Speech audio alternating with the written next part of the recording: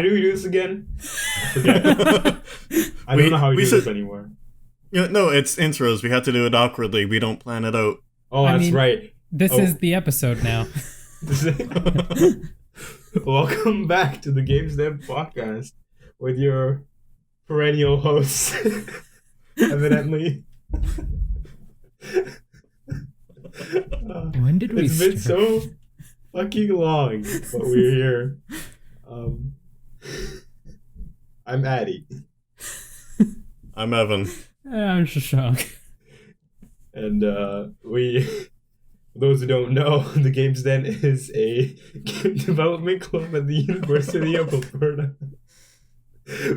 We make, talk, and play video games and other games. It's been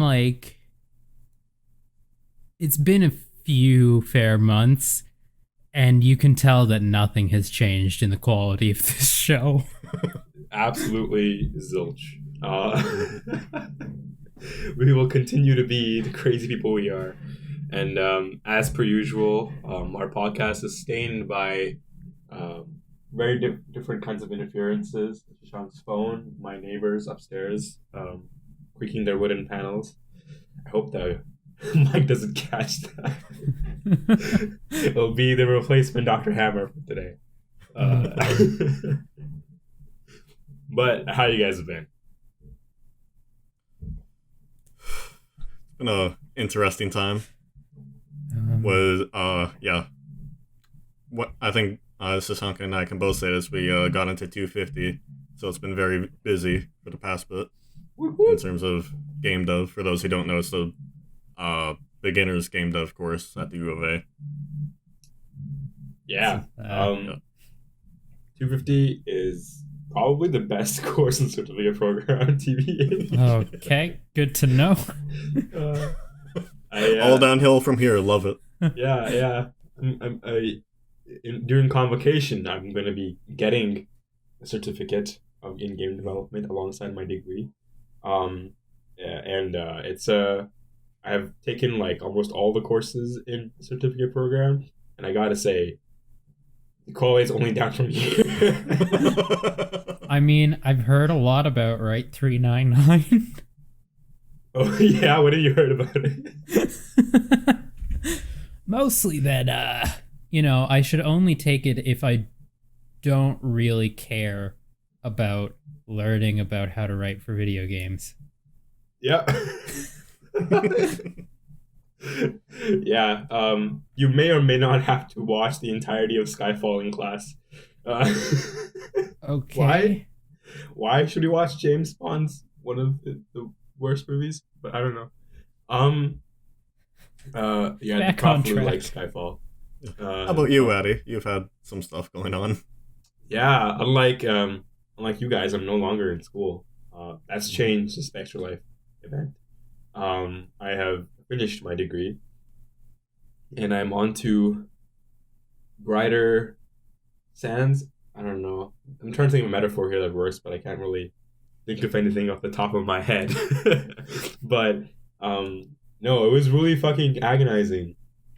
Mm-hmm. It's getting ridiculously cold here, and I have leftover salary from my summer job, which I'm using to pay my rent. And I am I was on a job hunt I've been on the job hunt for about like 4 months in the game dev field. I'm looking for like producer roles, designer roles, programmer roles. I have a pretty wide array of things I can do, but your boy has finally landed his first game dev job. Let's go! Wait, so does that mean we can officially brand this podcast as a podcast with an actual professional? Oh my god, I think you can now. Oh no. This is dangerous territory. This is dangerous territory. Yeah, I'm going to be working as an associate designer at Improbable Studios here in Edmonton. Working on an MMORPG, and which is very exciting for me. Yeah. It's always been one of my dreams to work on an MMO, and it's finally happening. But not bad. Yeah, but I still think the world's fucking burning around me. I still think everything is just, Listen, just put on the blinders, only look forward at this new thing, this new shiny thing you got, and you can just ignore everything else. Yeah. Just be happy. Just gonna. Oh my god. Wish it was that simple, Evan. It's not that simple, Evan. Oh, man. Yeah. I don't know, like, I came in 2021. By the way, Happy New Year's to all the listeners. Belated New Year's. Yeah. All 5 of you. February.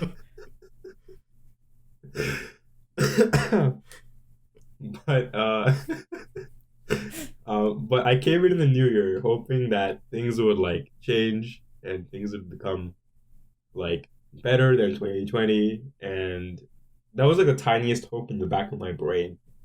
And obviously, I have once again been proven wrong and hoisted on my own petard.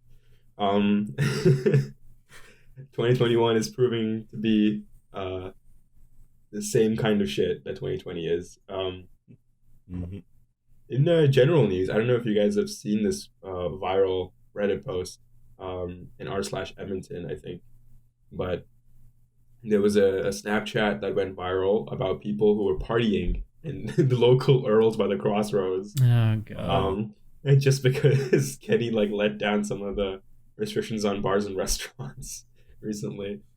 And it was just like a fucking horde of like 25 people in the same room, and I'm like, oh, just imagining that gives just primal fear.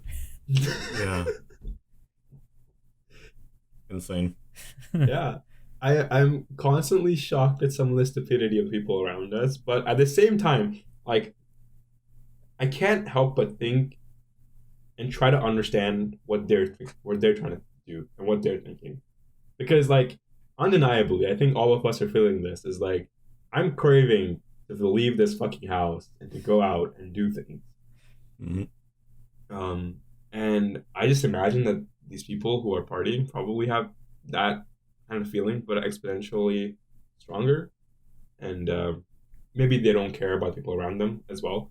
Who knows? Maybe they don't believe COVID is real, even after the entire world shut down for over a year now. I don't know. It's I still think 2021, the world is burning around us, and we're just watching it go down. Mm-hmm. Well, on the start to a podcast. It's been a minute, huh?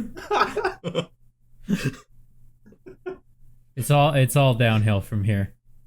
Yep. Mm-hmm. We're no longer about make, talk, play. We're about, oh god, everything's burning, please help. But now with a professional.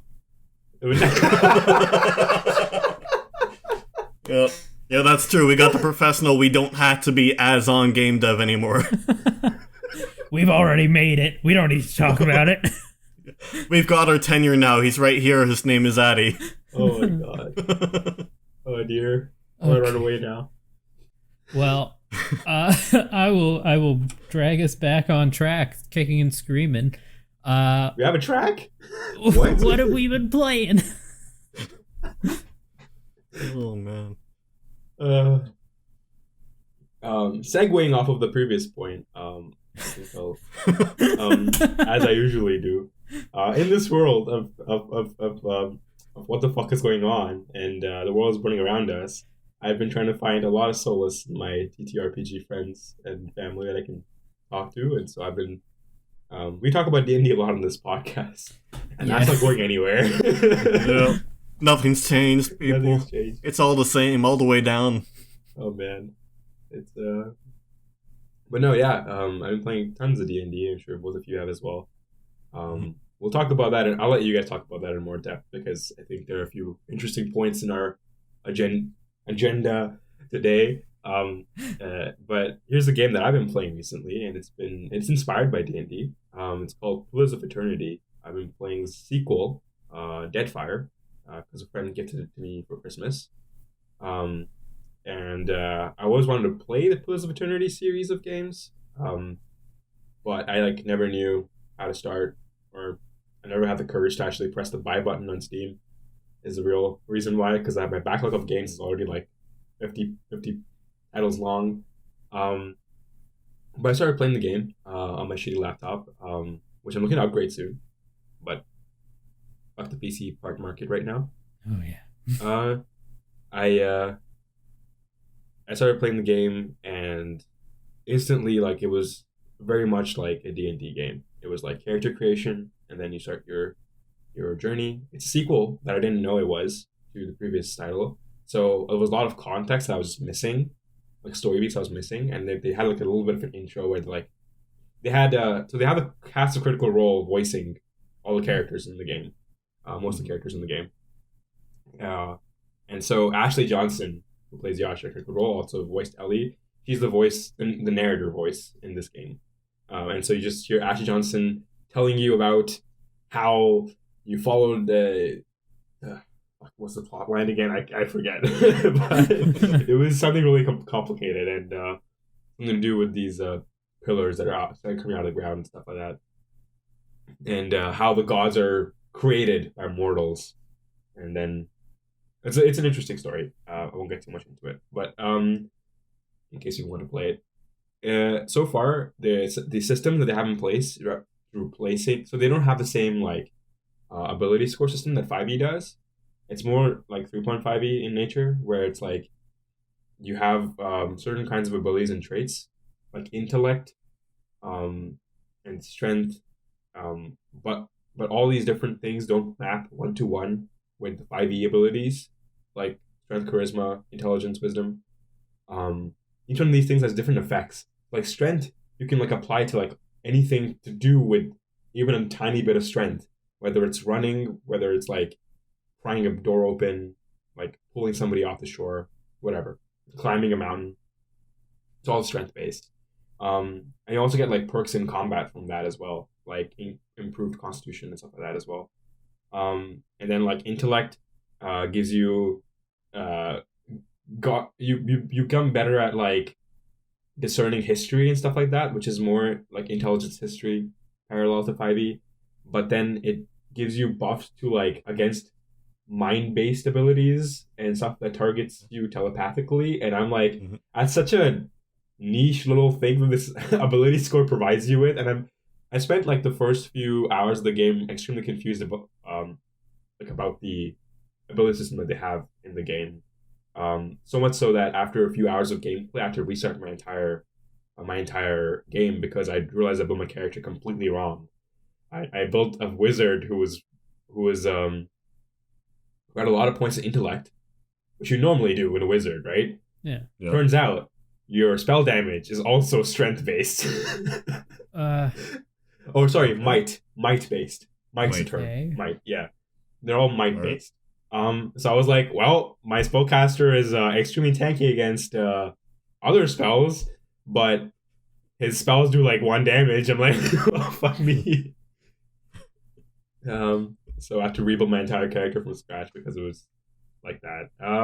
Other than that particular gripe I have with the game, it's a really, really cool game. It's a really cool abstracted D&D adventure, and the characters are really fun and really well voiced, and the storylines and the histories go deep. The world is very lore heavy, which I think Evan, you might enjoy actually, in more depth. But yeah, like I've been playing that game a lot, and it's I don't know if I'd recommend it yet. I think I would if you're a big fan of D&D. But if you're not a big fan of D&D, I don't think I'd recommend it. I think that's all 5 of our viewers. Yeah. You can't not like D&D and listen to this podcast. It's not allowed. Not allowed. You know, I wonder when the day will come when we talk about any other TTRPG except D&D. Hey, I've been wanting to play Quietus for a while still. I just need to find the time for it. Yeah. I'm going to be playing Fate this reading week, so I'm excited. Nice. Also, I love how you joke about different systems, and that was our cursed episode. Yeah. that was a joke. That was a joke, Sean. Oh, man. That day will never come. Yep. Yeah, personally, I have not had time to put sink my teeth into a big game. I know that's just not possible right now, and I haven't been trying. Or I suppose I tried once. I played the first 10 minutes of Nier Automata, and it's I'm gonna save this for when I actually have time. So instead, I've been playing a Bloons Tower Defense and enjoying that. I mean, It's as easy to just fit in a game anytime. it's What is a this lot of game? fun. Tell me a little bit more about it. It's like your prototypical like tower defense game. It like helped, from what I understand, it helped define the genre. It's been around for years, but they just recently released like a higher quality version on Steam. And it's just your standard tower defense. Instead of towers, you're placing monkeys down who have darts and stuff like that, and you're popping balloons that run along a track. And it's very cute, and it's just very easy to play. But also, if you go to the hard levels, it's actually super hard. It's like a really rewarding challenge, which is fun. Yeah. Like you need to have a strategy from the beginning, and if you mess up, you're done. And there's like alternate game modes where you only have one life, stuff like that. Yeah, it's actually a really enjoyable game. I'd highly recommend it. I've pumped like 40 hours into it over the past month. When you say that it's like I suppose the parental tower defense, do you mean like it's how similar is it to like Dwarf Fortress or Plants vs Zombies?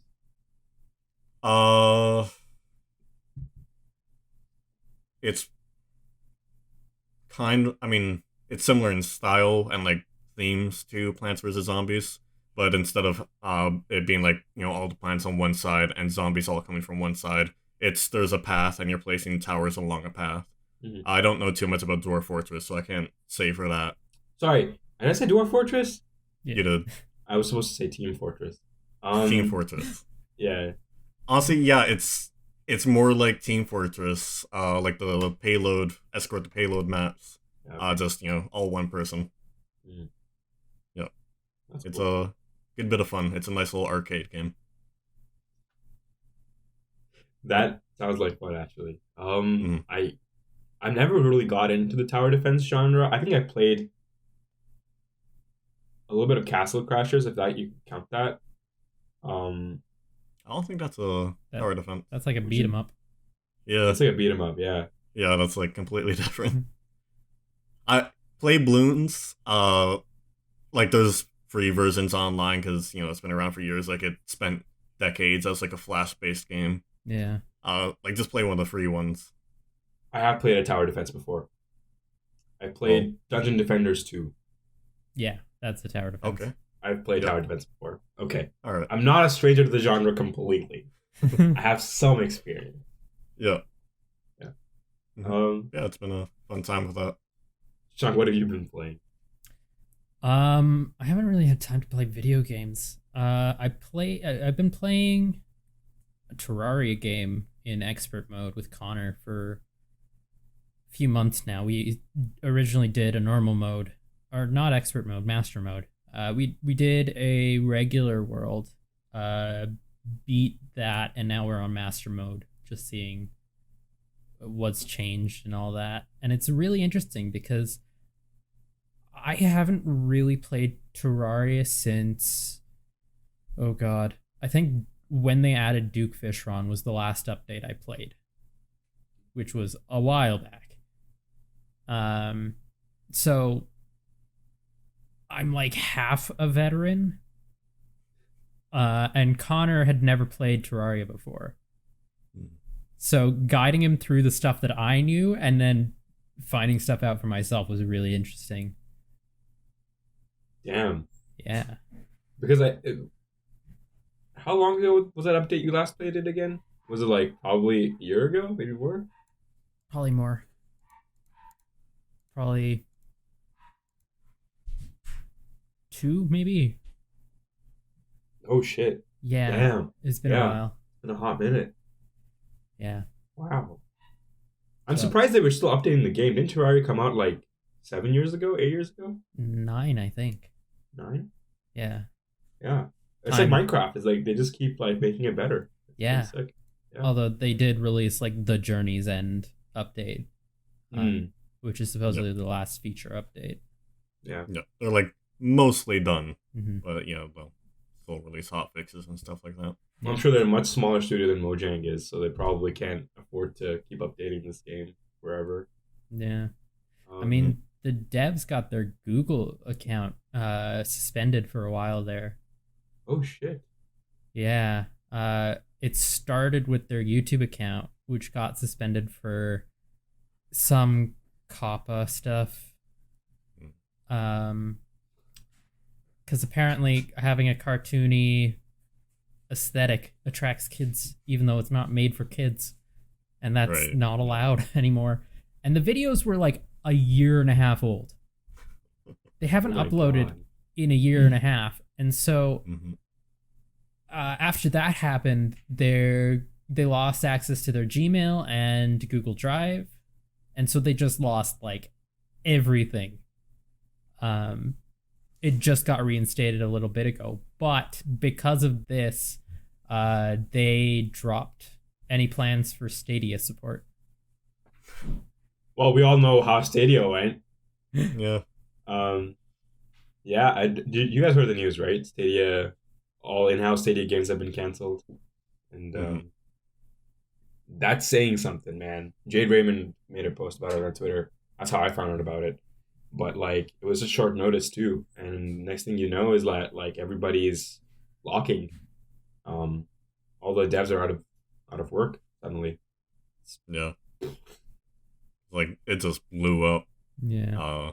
And not in the way you'd normally hope a game or console would blow up, but Yeah, yeah, man. I don't know if I'm making a mistake going into this industry. I seriously considered like not doing it. You know, when I was applying for jobs, I wasn't just applying for game dev jobs. I was also applying for like UX and programming roles, like in software dev and tech, yeah. which pay a lot more, by the way, than game Yeah. dev does. My salary isn't that great going into game dev, and I asked about how much like an average game dev makes here in Edmonton, like even in a senior role. Like it isn't that much, man. Hmm. It's really not that great. It's sub $100,000 per year in Yeah. Edmonton.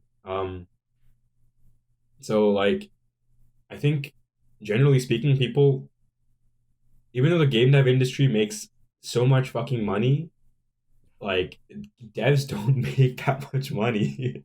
You can make Publishers. more money in tech than you can in game development, Yeah. and I don't think enough Yeah. people Game know dev. that. Yeah. You work longer and get paid less. There's Yeah. no unions in game dev, which can make it difficult. Uh, there's a and even like you said, the industry makes a ton, like well more than like Hollywood ever has, Hmm. by a large margin. And that's not going anywhere. Like that money's not going to where it necessarily should be. Yeah. Yeah, totally. I genuinely still wonder right now if I'm making the right decision, but we'll find out in a year. My contract's like for about 10 months, so after that we'll see what's next. But Maybe that's when we'll have our next episode. and Oh man. update. It's been 10 months. I'm still working in game dev. Oh no. Just Atty looking like just completely ragged, like dead inside, like oh my. Yeah, my hair's like all split across my face, and like I have dark circles. Man. Oh. All Oh right. my god. Well, let's talk games because I know you've been watching some documentaries on game dev, specifically the NoClip documentary on Hades, right? Yeah, I binged that shit. Evan, have you watched it? I haven't watched it to completion. I think the last one I watched was when they covered like the studio got broken into when it was Yeah, empty. COVID Like stuff. that was Yeah, the last one I watched. Yeah. yeah, But I've watched like the majority. yeah. Super good. Yeah, it's 6 episodes. Documentary. Called "Developing Hell" by NoClip. It's on YouTube. It's free to watch. And it's I I genuinely felt like it was such a great way to capture an indie studio building a game that became more than it was ever supposed to be. Yep. Like I think it's so cool to see that for 10 years, Supergiant finally like has been really rewarded for all of their amazing effort. Because they really are a studio that is people should just be looking up to everywhere in the world. With regards to their work culture, with regards to the way they make games, with regards to how they manage like these alternating timelines. Um, but the documentary goes into some significant depth about like how how the studio handled the development of Hades and how iterative it was. It was super iterative, like extremely. And it was very dynamic development too. It was very much like software dev in the sense like of how UX is very iterative in nature.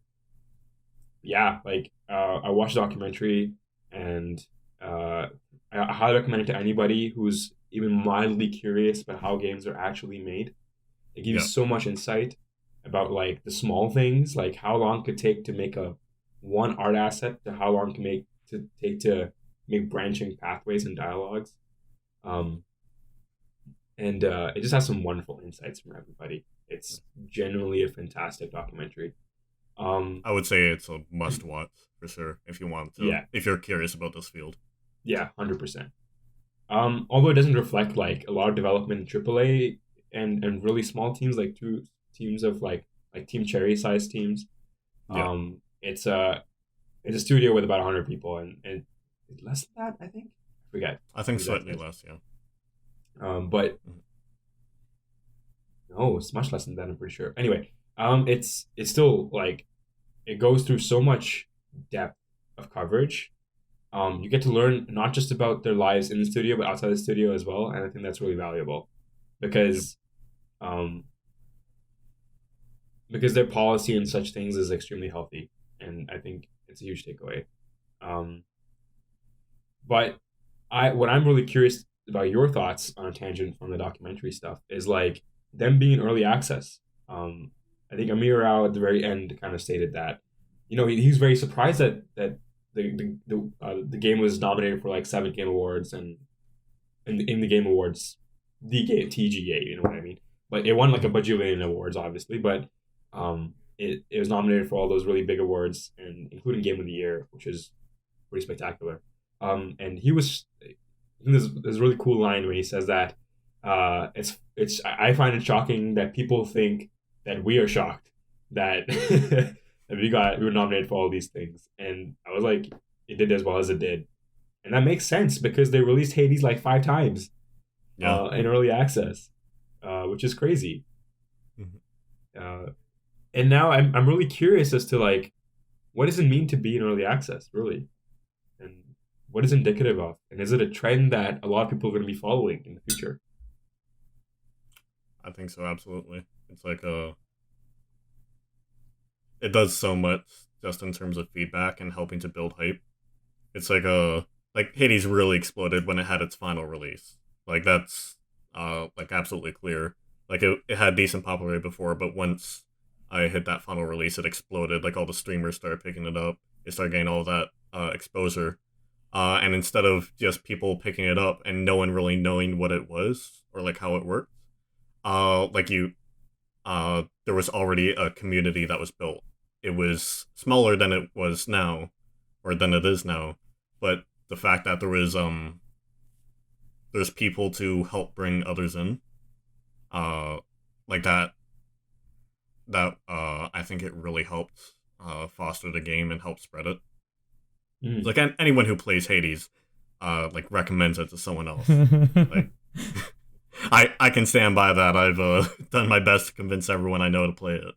Yeah. And it's like if Hades didn't have early access, I don't know that the game would be any more popular than their previous titles. It's like, Bastion and Transistor did great, Pyre less so, but still decent. I think Hades might have just gotten lost, like just amongst the slew of like AAA titles. Yeah. But they managed to build a community beforehand, and that just kept spreading. So I think like early access made that game what it is. Definitely. And I I think they think made some. Sorry, go ahead, sure.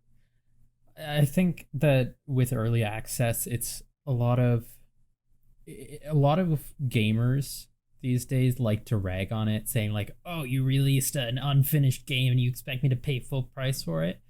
But this is really the next step in the iterative process, Mhm. where you have live testing with actual gamers, and so you get to make changes to the game from that feedback. right? I think something very key about what you said there. And I think it's the idea that like iteration doesn't have to be inside the studio itself. And it's the idea that like you're giving and kind of combining Evan's point and your point, Shashank, I feel like what it really comes down to is like giving players ownership of the game and feeling as if they're a part of the development journey. And it's not too dissimilar from what like Team traded on Kickstarter, for example, where they were like, hey, if you support a certain tier, you can like actually develop some of the characters that you see in the game, right? I think I'm pretty sure Zote is a community created character. I think one of them. There are a few of them that are community created, I believe. But in Hollow Knight, like the Kickstarter did allow people to have ownership of the game as well. Although it wasn't in the same capacity that the players couldn't play the game. Could they? I don't fully recall if they had access to early builds of the game. But what I do know is that the community was forming around the idea of ownership. That like I have a really important and valued say in how this game can be built further, and that brings me one step closer to being a game developer. Yep. That's how they get you. That's how they get you. Hook, line, and sinker. But I mean, I think that's really what it is. That's how they build community, right? It's like instead of just letting people know that like, hey, if you support us on Kickstarter, you can get the game like and have a say in what the game is like. Just be like, hey, if you buy the game now, you play early, and now you can tell us how you want to see it go, and then we can decide otherwise. I think that's just like infinitely more valuable. But I will say it comes at a certain cost because like, is it a cost? I mean, it depends upon the person mostly. But I think like some people don't like to get spoiled about the game before the game comes out. Yep. And so that's the people who will not buy early accesses because they don't want unfinished product, like you said, Shashank. But then like there are the other people who like want to be more involved in the game's creation itself, and they are the people who will be buying it early access and then providing constant feedback. The early adopters, as you will, or the early messengers. And I think that's like really, really, really cool. I think early access has a lot of potential, not just for indie devs, but also AAA developers, I would say. Yeah, I think one of the things that was really cool that they are doing in their like the first they pretty much stopped now, but for like the first 8 months of early access, the devs regularly had Q&As on their Discord, and the devs were all super active on their Discord. And instead of it just being like, like a Kickstarter Q&A, it's like, oh, like, what's Zote gonna be like in the final game? Do you have any major plans for him? It's like people are able to like at specific developers and ask specific design decisions and stuff like that. It's like I've seen like I've read plenty of paragraphs of Amir Rao talking about what he's done. I've read plenty of paragraphs from Kassavan talking about what writing decisions he made, how Darren Korb decided to do the music. It's like they were super active, and having the game early access made it less of a Q&A and more of just like an actual discussion and a back and forth, which was super cool. Yeah, and people, it was like equal ground for everyone instead of just asking about a game you don't actually know that much about. It's like everyone had some baseline knowledge based off of early access that really like elevated the Q&A. Yeah, is great. And what's interesting about it too is that like in UX we tell the iterative process to be extremely dynamic, in the sense that you never assume you know where the game is going, what the product is going generally in UX, like when you're doing design thinking methodology or anything iterative in nature like a sprint. It's the same. You see early access embodying some of the same principles, in the sense that like you put out a build and the players say that, hey, we don't really care about this one thing you guys are focusing on. We want this. Like, when can I romance Cerberus? You know what I mean? Like, that's the stuff the players care about. So then, naturally, the devs are more incited to like deliver on those principles, and then having the player feedback literally tells you what is going to work, because the people are telling you directly what's going to work and what they want. Just so different from like not being in early access and not having the direct input from your players. I've seen studios like build entire systems and entire games before like releasing it, and then be like, "You like our game? Metacritic rating is like 50," and they're like, "Fuck, we failed." I'm like, "Well, you had a creative vision, but like, I mean, was it validated, right?" Hey, that's the big thing. Speaking of that, are we talking about Cyberpunk? Oh dear. Oh dear. I realized that last time we talked about Cyberpunk was before it released. Okay. I do appreciate that they are being transparent with their roadmap. I think that is something that can help a lot. But also, this is almost shot for shot what happened with Hello Games in my mind. True. Yeah. That's a good parallel. The only thing is like what Hello Games did is once the game released, they went radio silent. And a lot of people thought that was because like, oh, they just took the money and run. But they realized that when they were speaking, they were constantly overpromising, and so the solution to that is just to shut up and get to work. And I don't think that would work for CD Projekt Red because they are a much bigger company. That's actually very true. I didn't realize that until you said it, but there's a stark difference in the situation, although it's very similar, because of the fact that CD Projekt Red is massive and Hello Games was not. There's a massive difference of expectation. There's a massive difference of deliverance as well. Yeah. Ooh, you're right. I think that's the biggest reason why such a outburst of emotions. Yeah. From the audience. Mm-hmm. And it doesn't help that they got hacked recently, obviously. Yeah. Which that was rough news to see. Which is like, that's unacceptable. Like, you can't just, you're a fucking idiot if you're doing that, right? Like, these are developers, these are people's lives who you're messing with. Like, stop. Yeah. And I actually want to get your perspective on this, but like, I genuinely think the leadership is the most important thing in a game development studio, and in any organization for that matter. Leadership matters a lot, and it holds a lot of value. And I'm curious to hear your thoughts about, like, would you call Cyberpunk's failure more of a failure of leadership, or would you like assert it and appoint it more towards like monetary reasons and board pressure, or investor pressure? I don't know. Like, how would you attribute Cyberpunk's failure? It doesn't have to be a singular answer, but like, how would you categorize it? I don't think those two are separate. Because when you get that board pressure, the leadership is pressured to, again, like overpromise and say like, oh yeah, no, we're working on it. We can get it done by the deadline. Mm-hmm.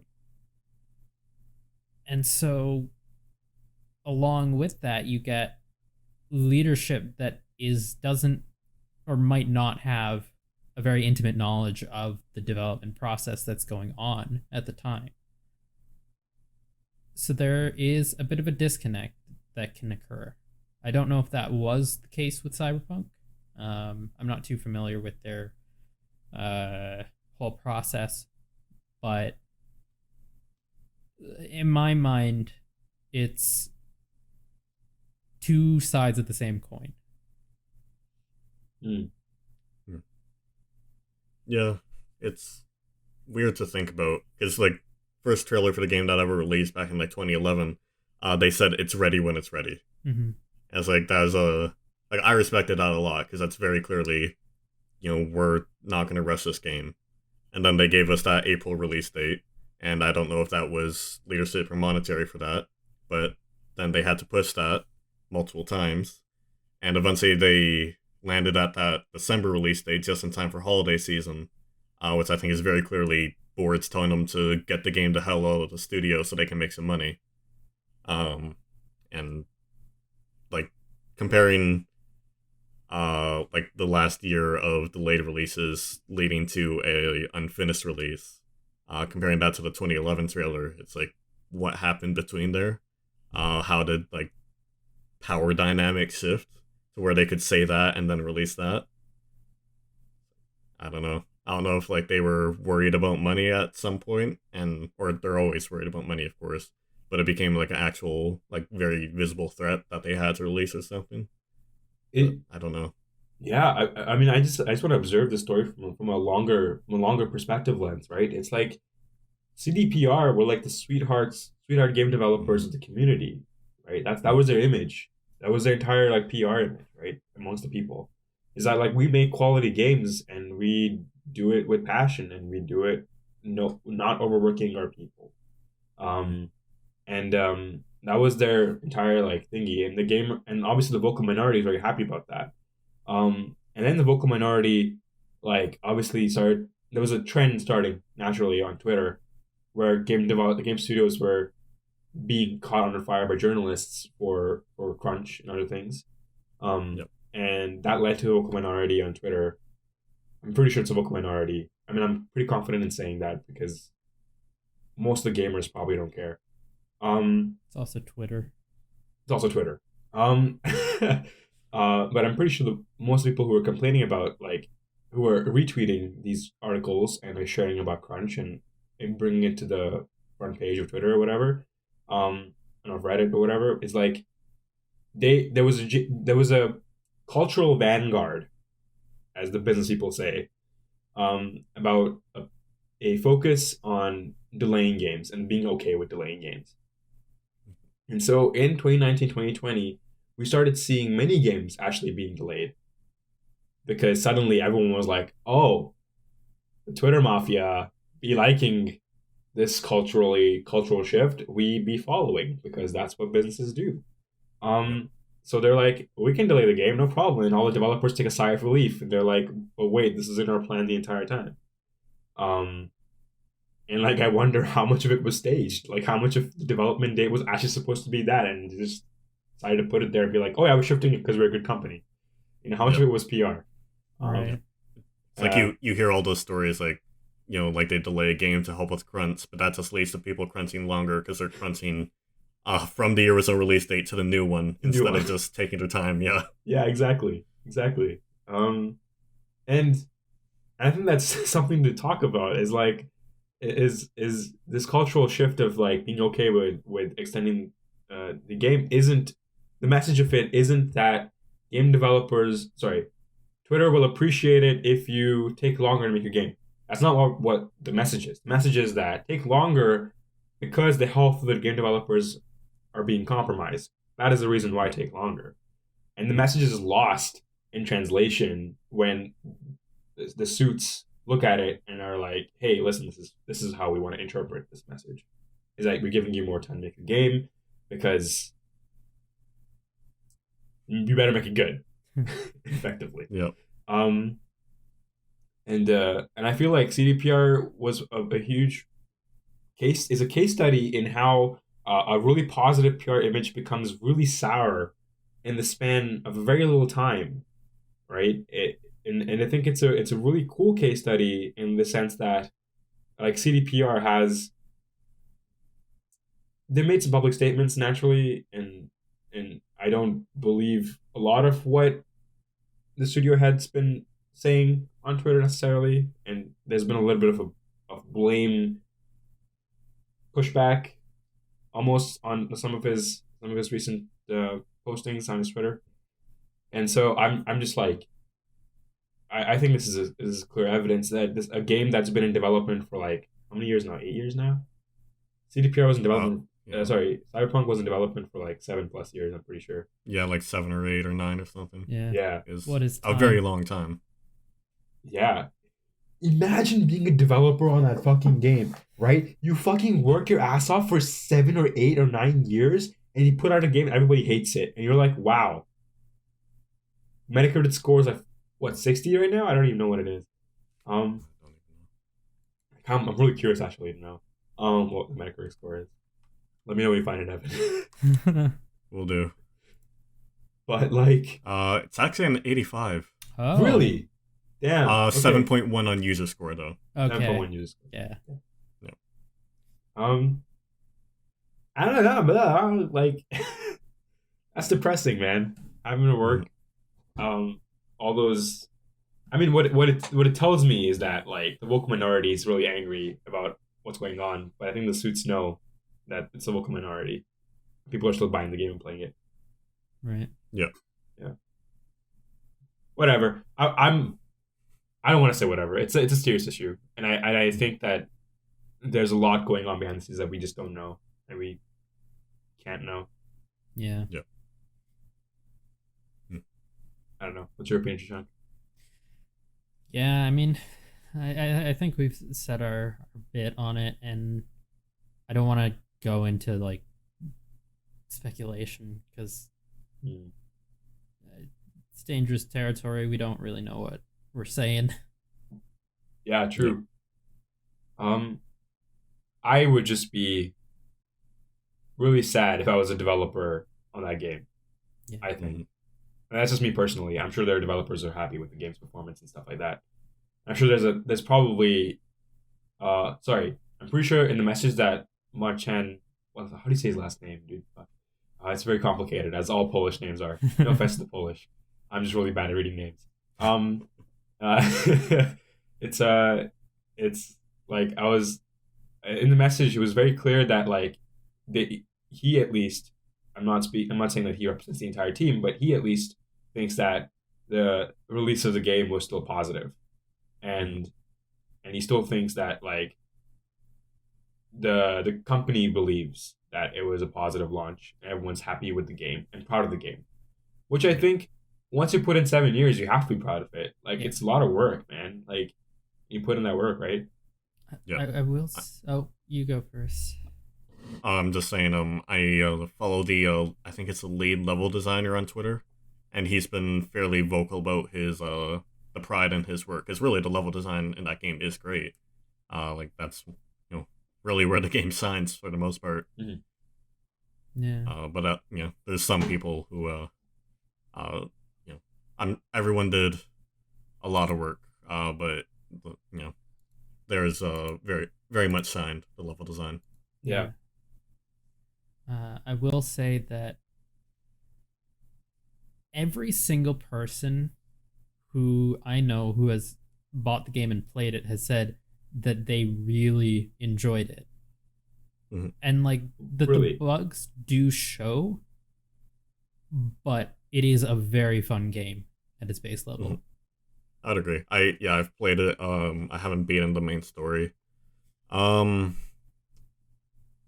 It's not a very good open world game. Like if you compare it to like GTA and like how easy it is to just find something to do in GTA, it's not like that. Like what people said, all the cars are on rails, the police are not interesting. They just always spawn directly behind you when you commit any crime, even if you're on a skyscraper's roof. There's not a lot of interaction with the world, generally, in compared to other like quality open world titles. But if you consider it a more on rails experience, like you just go through, okay, I'm gonna do the main story here, and I'm just gonna do a little bit of side quests as a treat. The game is pretty good. If you just stick to exactly what they're telling you to do. Right. That's really interesting. You say that because The Witcher 3 had such a freaking great open world. Yeah. Mm-hmm. Yeah, it was yeah, I don't know. It was not a living world. It did not feel like you had a real impact. Right. Most of the people who I know who played the game, I wanted to pre-order this game. I really wanted to. I held myself back. I don't know why I held myself back. I think I had a hunch. Yep. Let's say I had a hunch. Um, and most people who I know played the game dropped it after a few hours of gameplay.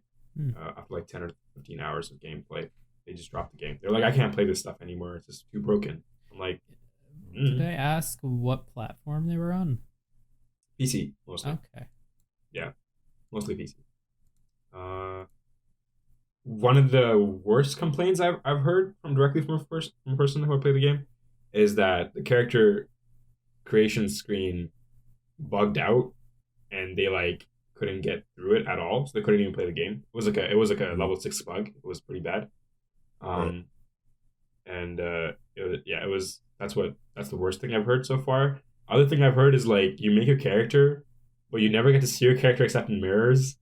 And it's like, what's the point? You know what I mean? Yep. So I found it really funny. But yeah, it's a very curious decision.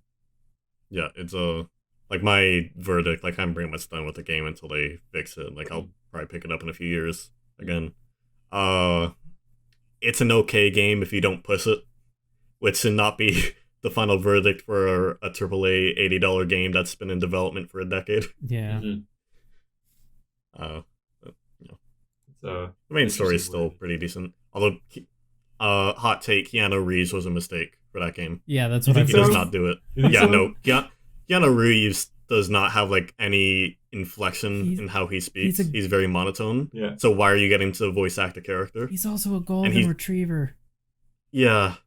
And he's famous enough that when you see his character, which is directly modeled off of him, you just see Keanu Reeves. Like, whenever Silverhand came onto the screen, it's like, oh, hey, Keanu. It's not like, oh, here's this cool, like, anarchist character. It's just Keanu Reeves trying to sound cool. It's like that. I feel like that's kind of like my bigger issue with I prefer, voice actors to real actors in games, just because, they have that skill. Yeah. Which is a larger thing than just Cyberpunk. Yeah. I prefer my game with actual characters, not celebrities, said Evan, 2021. Yeah, I mean, it was a great PR stunt. I'll give you that much. Yeah, it really was. Like, that probably did amazing from a business perspective. Yeah. But God, did it harm the game. Like, I did not care about Silverhand as a character at all. Isn't he, like, really, really key to the story? Like, extremely key? Yeah, he's literally inside your head and talking to you constantly. Fuck, dude. Yeah. He's, like, essentially the narrator for the story, but, like, diegetic narrator. I see. Got it. Damn. That is, man, I don't know. I had a totally different topic. But I was wondering if you guys saw the Game Awards, and what did you think about Last of Us 2 win Game of the Year? I voted for Hades. Yeah, I'll say that. I voted for Hades too. Yeah. Same here. Yeah, I didn't hop on the bandwagon for Last of Us 2 hate, like a lot of people did, but I don't have that much experience with the game. I haven't watched it. I haven't played it. All I know is that they did accessibility wonders, and I hope other games follow up on that. But from what I do know, it's still a decent game if you ignore the hate mob. Yeah. So I can now say after a long hiatus that I played The Last of Us. Yeah. Okay. And I played the first 2 hours of Last of Us 2. Right. Okay. And I stand by everything I said about the game. Oh, okay, good to know. But I gotta tell you, like, it was a very emotional experience. Mm-hmm. It was genuinely a really great story. Yep. It was genuinely a really great story that I had no control over. And that's how I'll put it. I think that really sums up my experience with the series so far, is that it's the great stories that I have no control over. Right. Yeah. I think in terms of writing, like how far they want to go, there's definitely a shift in the game. Like Last of Us 1 is a very basic story, Like, it's super simple, super expected. It's just done very well. Last of Us 2, I think, tried to go off the rails in terms of what's expected, and that's where the friction came in. Yeah. Yeah, they subverted the expectations a lot. Mm-hmm. I haven't played it because I don't own a PlayStation 4 or 5, but my brother-in-law has played it, and he played the first one as well, and he said, well, he really did enjoy Last of Us 2, but he said overall he would rate it an 8.5 because of, I think it was certain changes to gameplay that essentially made it just the story. I may be misremembering his comments on it, so who knows? I think I would give Last of Us 1 an 8.5 TBH. Right. Mm-hmm. Because, again, I'm not a player who necessarily needs a story to, like, grip me, right? Like, stories are great, don't get me wrong. I love a good story so much. But, like, my favorite game is Breath of the Wild. Yeah. That says a lot. Yeah. But I think I genuinely do think that Last of Us 1's if Last of Us 2, I think, won best narrative, I believe. I think so. Yeah, so, and I think that's well deserved. I genuinely think that's well deserved. I think it had the best story out of all the games on that nomination list. But I don't think it deserves Game of the Year, personally. And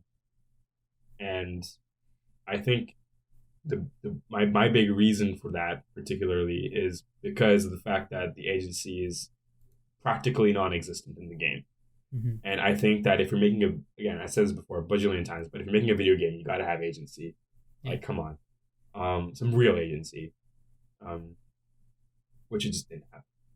But the game was utterly beautiful, and the world was really, really fantastic. I really enjoyed the world a lot. Yep.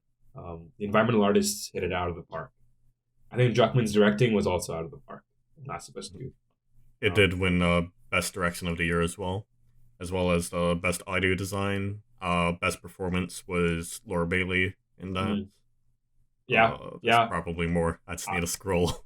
I can see it. Like, honestly, from what I've seen so far, Laura Bailey is such a great voice actress. Holy shit. Best Innovation and Accessibility. Hell yeah. That is the one I fully agree with the most. I don't know about Best Action Sound. Adventure. Best Sound, yeah. I enjoyed Hades' soundtrack a lot more than I enjoyed. I only played Last of Us 2 so much, though, so far, so I can't really fully comment on that. I only put in a few hours. But, like, I put more hours in Hades, so I've listened to almost like all the soundtracks in the game, and I just think that Corb's metal approach to this entire thing was so cool. Yeah. I think, Hades knocked it out of the park with voice direction and music. I don't know about sound effects necessarily. I think there's a few there, like, I could definitely, they stood out as not great. Yeah, I agree. Compared to the rest. Yeah, I think... might be what Last of Us got for it. Yeah, you're right. I think I agree with you. I really agree with you with that there, for sure. And I still think, like, even though it takes away, like, maybe 3 or 4 of those awards in my eyes, like, I just still don't think it is Game of the Year material. Personally, this is just an opinion. I'm not saying the Game Awards is wrong or if it's rigged. I don't know if it is, but like, it was a pretty good game. I mean, I'll let you know when I finish it. Okay. Yeah. At their 10-month check-in. Yeah, that's how much. And for clarification on that Best Audio Design, that is specifically not including music. That was a separate award, which Final Fantasy VII won. The remake? Yeah, okay. Yep. Okay, I see. Yeah, Uematsu's music is something else. Yeah. Fair enough. On the topic of, like, next gen titles and stuff like that, like, Sean, you put on the agenda that the PS5 won the war. I didn't put that on, Oh, but that was me. Was yeah. that you, Evan? Yeah. Did it actually? From I all looked I've at the seen, numbers. I'm looking at the from all sales. I've seen, I believe so. I think PlayStation's almost doubled Xbox sales. yeah, And then Like- just in terms of actual marketing, like look at Xbox, like they can't name things. Wait, the PS5 has more sales than the Series S and Series X combined? Combined, I'm not sure. I'll have to read into that. Okay, I'm looking right now. because Okay. like the Series S is a much cheaper option. yeah. Yeah. I will say though, I don't think either of them were expecting to fight a war. Mhm. Because this generation was very much Xbox is like, all right, we have PCs in everyone's house. Let's just branch into that. And meanwhile, PlayStation's like, how many is too few?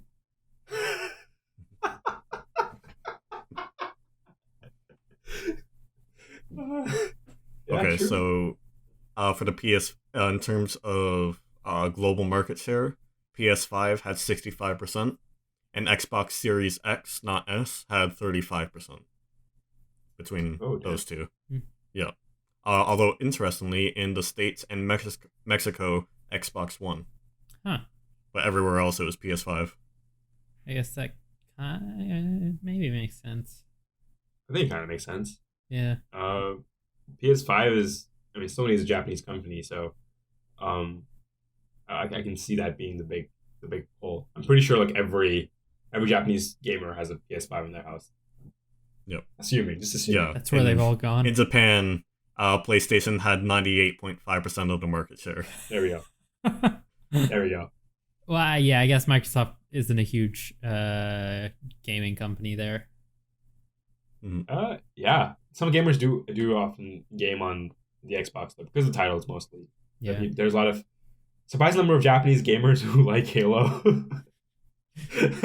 And but I think you're right. I think Sean, I think one of the reasons why it's like this is because Microsoft is putting a lot of its resources into the PC market, and so it's a bit of a for Sony. I generally don't think it's a console war anymore. I think you're right. Mm-hmm. I think you're right. It's not a console war. Yeah, I think people were trying to make it a console war, but the companies themselves weren't that interested in it. Yeah, I agree.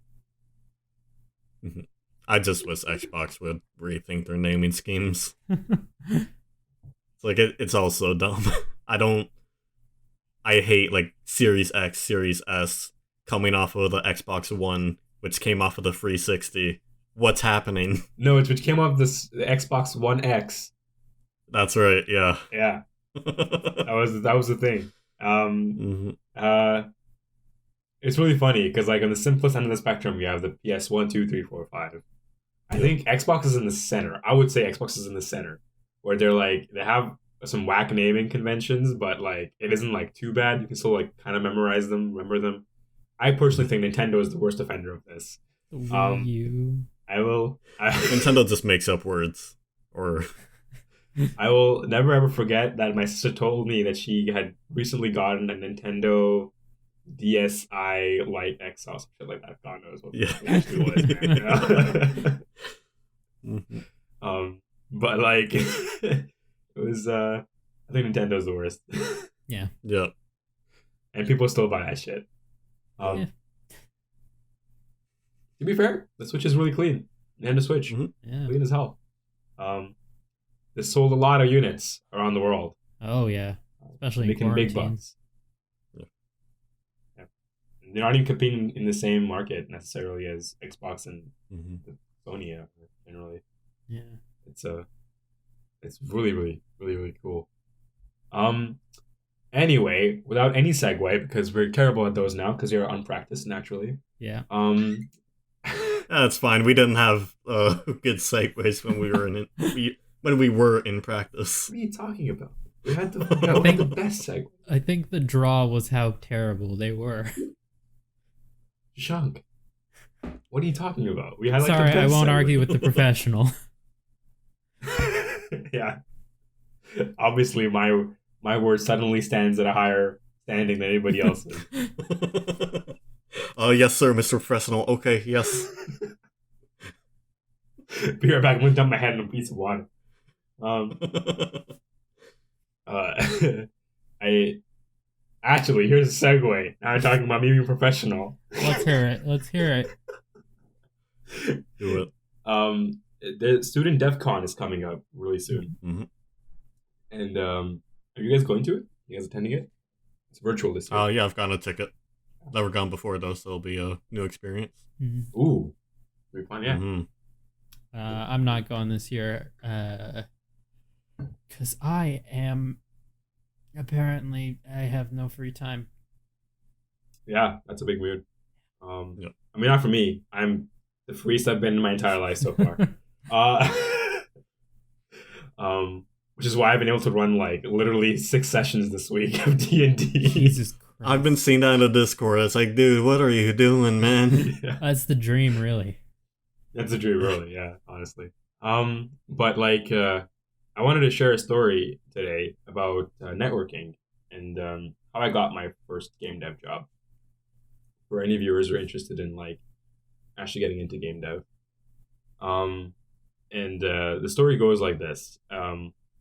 It was so I've been going to DEF CON, this particular conference, for the last 4 years straight, like ever since my first year. And every year it's been so good. It's been improving constantly.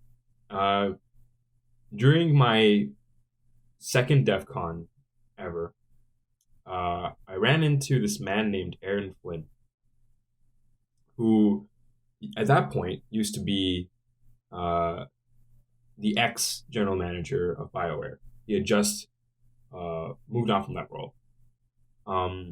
And so he was attending DEF CON. He was the keynote speaker at that time for that particular event. And so he was like, yeah, come up like at the keynote. He's like, feel free to ask me questions afterwards. So at that time, I was a very different person in my second year. I want you to know this. I was a very different person in the second year than you've seen me ever before. I was very shy. I was very reserved. And I found it very hard to network with people. And so with a lot of effort and a lot of guts, I managed to like push through and have a very, very, very awkward conversation with Aaron after his keynote. I didn't know what to say. Like, I had no idea what to say. And it was like a really painful conversation in retrospect. But he took it like a champ. Bless his soul. And he ended up giving me his number. And so I ended up like, he's like, yeah, call me over let's have a coffee, something like that. I'm like, oh yeah, sure, sounds great. And if a professional is letting you know that like they're open to have coffee, then that is like a really good sign for you, I would say, because then they're okay to invest some time into you as an individual, as a professional, to provide you with some mentorship, which I think is invaluable. So that year I was saying 250, actually, in that very semester. So DEF CON happened in February, so or January, I think. But that was the semester I was taking 250 with my team, and we made a game called Debbie's Dog Dilemma, and it was like at the end of the semester, it won Game of the Year, Game of the Year award. And so Aaron Flynn was on the judging committee for the games that year. And at the ceremony, I met him again, and I was like, "Hey, long time no see. I haven't called you yet for coffee, but you still cool to do that?" He was like, yeah, sure. And so after that meeting, I was inspired once again to try and pull up my pants and call this guy and be like, "Hey, you want to meet up for coffee?" And Aaron like was really kind about it, and we met up for coffee after a while. And he took me to Dosk, where we kind of just hung out and had a quick chat about stuff. It was really loosey-goosey. He's going to give me some advice about what I should be working on and kind of my skill sets. And it was a nice conversation, very useful. And after that, I ran into again that summer because he was a speaker at a different event that I was at. So I kept running into Aaron again and again because for some odd reason, and I was like, this has got to be a sign. My brain is like, this has got to be a sign. And so I continued my education, and from time to time I would check in with Aaron and be like, "Hey, how's it going?" And I'd run into him somewhere else. I'd be like, "Hey, how's it going?" And then in my fourth year, in third year, I asked him for an internship. I was like, "Hey, do you have any internship slots in Improbable?" Because at that point he had announced that Improbable was coming to Edmonton, and he was general manager there. So it was like, yeah, we tried something out, didn't work out, and I ended up working for a startup company. And then at the end of my fourth year, fourth and a half year, my last semester, in just last September, I had reached out to Aaron and be like, "Hey, I'm graduating soon. Like, is there a chance that I'd be able to get a junior position at Improbable?" And he's like, "Yeah, dox me after you graduate, and we'll see what we can do." And lo and behold, I finished my degree in December. On January 2nd, I reached out to him and I followed back up again. And we had a really good conversation, and I kind of, and in between that period, I kept like talking to him about more random stuff, like just like, keeping communication. And he started like really giving me some really useful advice about kind of what it's like being a game dev, and he affirmed that like my passion wouldn't go to waste, and that it would be, I think it's a good thing to start in game development right now. Taking his advice, I continued to kind of talk to him a little bit more. And then that span of the semester. And so in January, when I reached out to him again, and I was applying for jobs, I was like kind of sad that I didn't have a job out of the gate out of university, as most software developers do apparently. Most CS graduates do. By the way, if you're a CS graduate and you don't have a job after graduating, it's perfectly okay. One, there's a pandemic. Two, majority of people don't have a job after they graduate right off the bat. So like in December, I had no job. I was like just hanging around, kind of talking, taking interviews, stuff like that. And he managed to push me past the initial like phase of interviews and stuff like that, of recruitment, and he pushed me all the way into in early February, in late January, with an interview with the lead designer at Improbable, and so within the span of just a month, I was able to land this job because I had known Aaron since my second year, all because I met him at one conference. I kept running into him afterwards. So a small story with networking is that like these kind of events, like you meet people who you think would not give a shit about you, or you meet people who like would not necessarily take interest in you, but if they extend the invitation to you that like you can contact me afterwards, that's a sign for you to take initiative on that. And networking is hard, obviously, but like keeping in touch with the person and then like tapping into that person as more than just a resource, more like someone who has taken time to put into you as a person. That's valuable. Yeah. And I think that's the real power of networking. And so I encourage any listeners to attend as many kind of these meetups, conferences as you can. Like you might run to someone who you actually will change your life forever, and that's worthwhile. Yeah. That's worth your $20.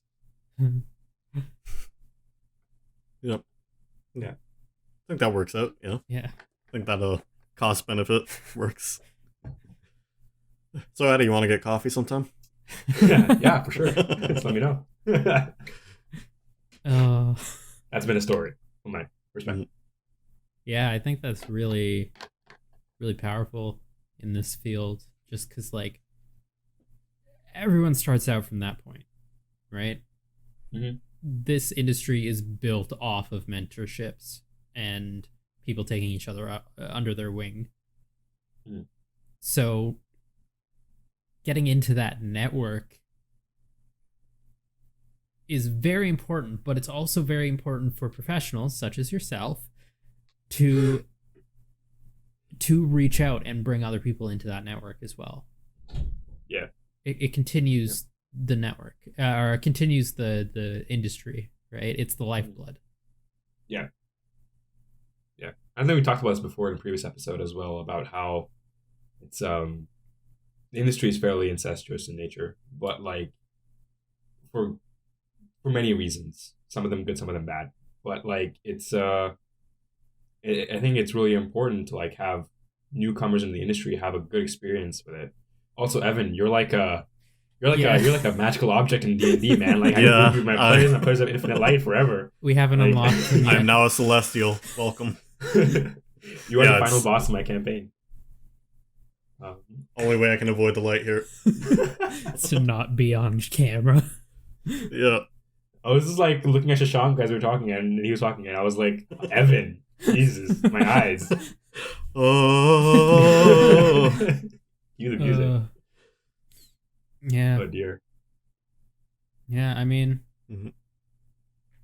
get out there, and that's really the core of it. Yeah. Yep. Reals. I'm curious, Atty, for people going to DevCon, do you have advice? Beyond Yeah. just the networking. Yeah, I would say I've talked about how you can meet a mentor at these kind of conferences, but like don't underestimate the power of meeting your peers, people who are your age group, where you are, and like are also just like as ambitious or as curious as you are.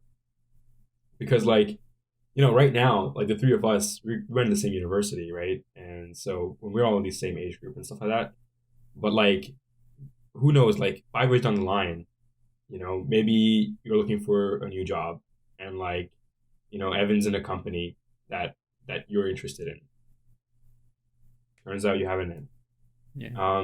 So like even the people, your peers that you meet at these events and at university very specifically, I would target in college is like it's just as relevant and just as important as meeting somebody who's very experienced and who's a vet in that field. So I would say don't underestimate the power of networking with your peers as well. I think that's equally as valuable. The other advice I'd give is networking is really hard for some people, and I totally get it. And I would say that put your best foot forward, and being out of your comfort zone is difficult, but it's extremely rewarding, and I think you will reap the benefits of it later on for sure. Mm-hmm. Other thing is if you get free merch, good stuff, good job, you did it.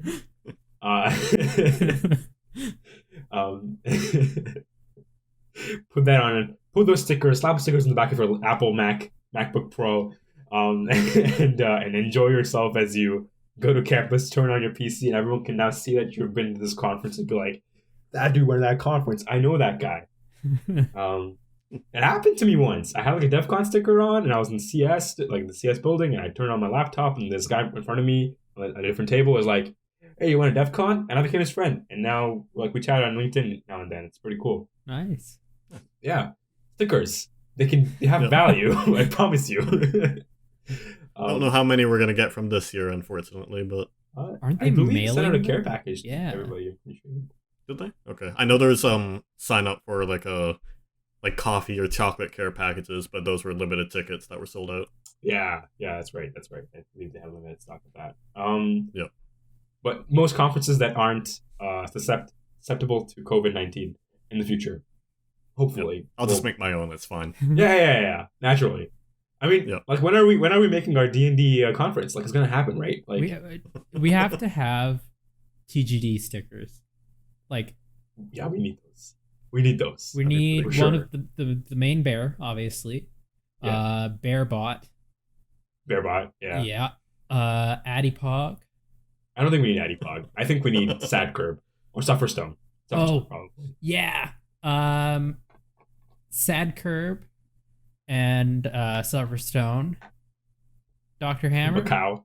Dr. Hammer shouldn't be a sticker. Dr. Hammer's a niche one. If you see someone with a Dr. Hammer sticker, you know they're part of it. It's like you look at them, it's like, you can't see my face right now, but I'm very happy.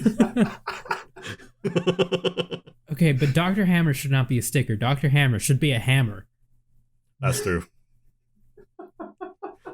It's a plushie. Oh my god, can we get a squeaky toy Dr. Hammer, please?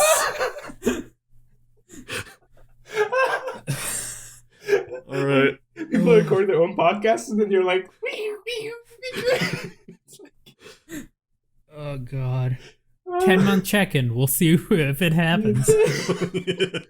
That'll be the platform I run for president under. Yeah. TGD merch. Sean, running for president, right? Like, how do you feel about that? How do you feel running for president? I mean, I really enjoy being VP internal. I loved just writing for the Games Den and finding the voice I wanted to use. And you know, as president, I become like the face in the meetings rather than, you know, in all the text-based stuff. So it's going to be an interesting shift. And I pretty much solely chose it because of an idea I had for my election video. Whatever reason works. So telling me you're running for president is a meme? Almost certainly. But I do have some ideas of what to do. Okay. How about you, Evan? Are you running for exec again? No, I'm not, unfortunately. Yeah. I might come back in later years, but for now, need to focus a bit less on games done. Yeah. Tragically. Right now, Evan is too busy becoming a deity of ever pure light. Yeah, actually, I am ascending. I'm going beyond presidency. He's becoming the god. Yeah. I need to take a screenshot of this. Give me a quick second. Sorry. I mean, we're recording it, Atty. I know, but I just need to have this like on me, just like because I want to. Valid. And no other This reason. is like the anime Evan if it spread beyond just the glasses. Yeah.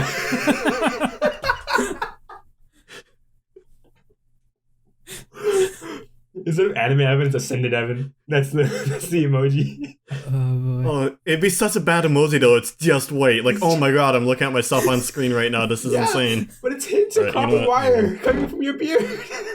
Let's do this. It's like half of you. No, it's not better. It's a little better now.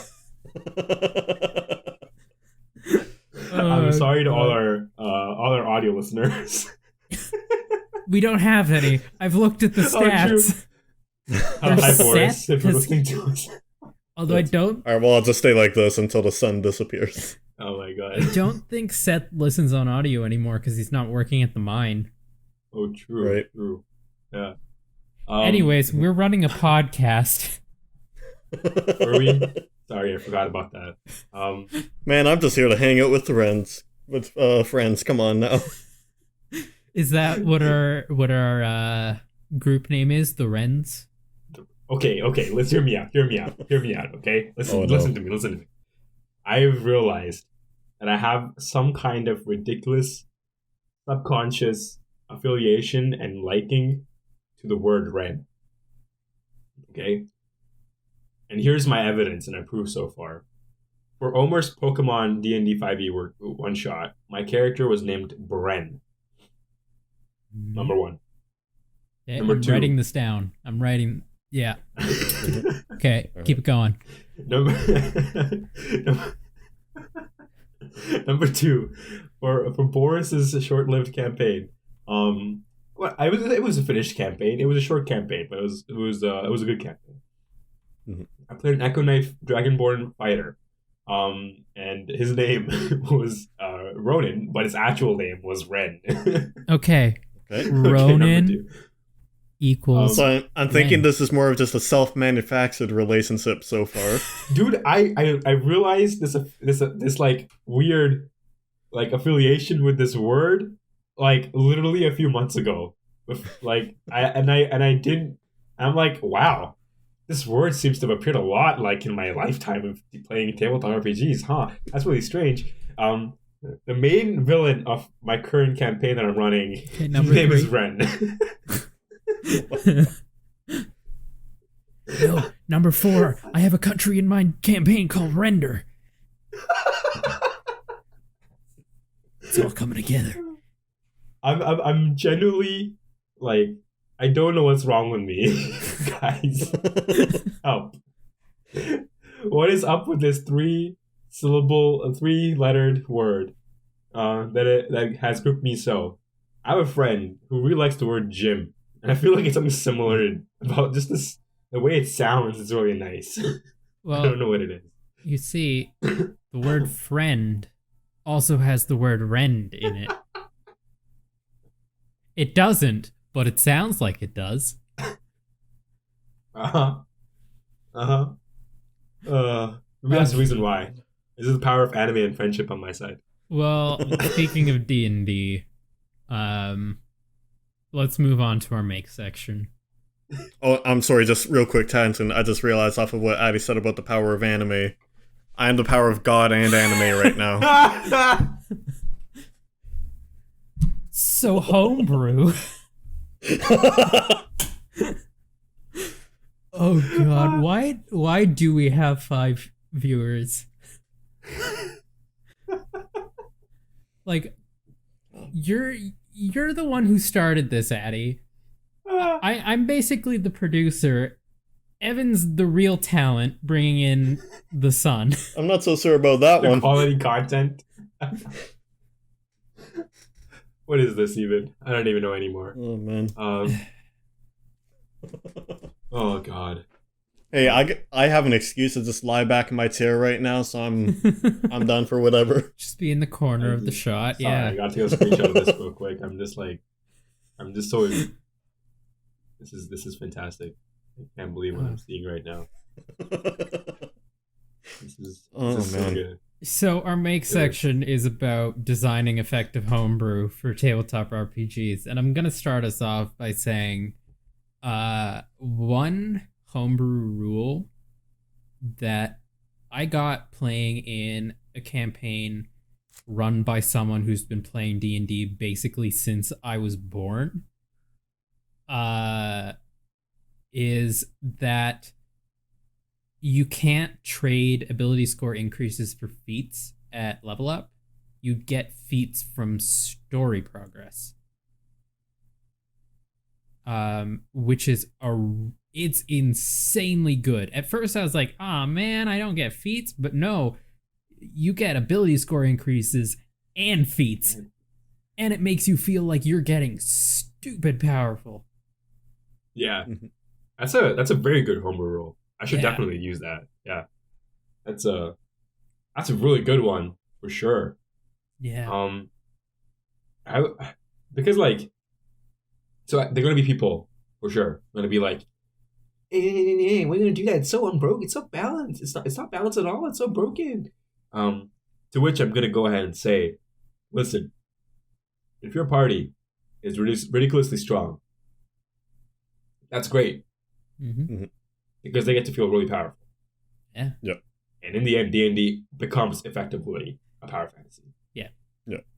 The only balance that matters in D&D is internal party balance. Yeah. Because otherwise the DM controls everything else. It's like there isn't a party that's going to be overpowered because you just make stronger stuff. Yeah. Even with internal party balance, I feel like there are ways to target, and, you know, the player side of me is like, target specific players. What? But the DM in me is like, if the cleric is out there just detonating a bomb in all of my undead, I'm gonna toss something at the cleric. Uh-huh. I will highly, highly recommend Matt Colville's Running the Game series. It is just such a good resource. I have stopped taking monsters out of the monster manual. I just go, hey, this monster seems cool. Let me give it a legendary action and tailor its stat block so that it fits in with this idea of how I want this encounter to go. Yeah. Yep. Speaking of Matt Colville and Running the Game series, there were 2 videos that I have been rewatching again and again on loop, like the last 2 months. The first one is action-oriented combat. Mm-hmm. And the second one is one-on-one, running a one-on-one game. I don't know, Evan, because you were in the very first campaign that I DM'd as a player. I don't know if you remembered, but like, so basically what ended up happening is that after the first couple of encounters, I dropped the monster manual completely. I was like, I I throw monster manual stuff at these guys, and they. So here's the problem. What's threatening to players is when there's a number, when they're at a number disadvantage. That's what's threatening mechanically because of action economy. Mm-hmm. But that slows down the game a fuck ton. Like a really long time to slow down the game. Yeah. My nose is blocked because it's so fucking cold outside.